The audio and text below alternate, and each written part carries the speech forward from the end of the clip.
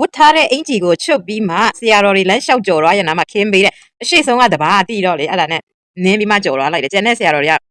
ရှောင်ပြီးမှကြော်သွားတယ်ကြည့်လိုက်ပါဦးဘယ်လောက်ထိယူတည်လဲဆိုရင်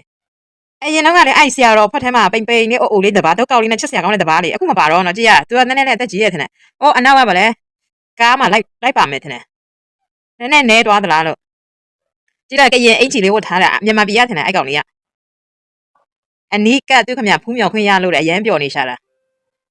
အဲ့လိုပဲနော်လူတွေကကောင်းတာလို့ရင်သူတို့နောက်လိုက်ချင်တဲ့လူအပုံလိုက်ကြည့်လိုက်ပါဦးအပား20ကနေစခဲ့တာအခုဆိုနောက်လိုက်တော့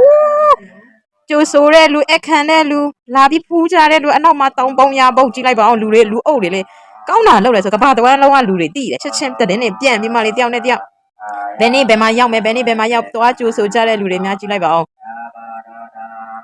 ဆရာတော်တွေရဲ့တီးခံမှုစ조사မှုကြည့်နေ့စဉ်ရက်ဆက်ဆိုအိုးဘယ်လောက်ထိခက်ခဲကြမ်းတမ်းမလဲဆိုတော့စဉ်းစားကြည့်လိုက်ကြအောင်သူတို့ရဲ့တီးခံနိုင်စွမ်းစ조사နိုင်စွမ်းကြောင့်ဒီနေ့ကဘာပေါ်မှာလူတွေအကုန်လုံးသိမြင်လာပြီးအနောက်ကနေလိုက်ကြတယ်အားရဆရာကြီးဂျင်းနဲ့ဆရာကြီးကြည့်လိုက်ပါဦးပုံလိုက်ပဲလူတွေက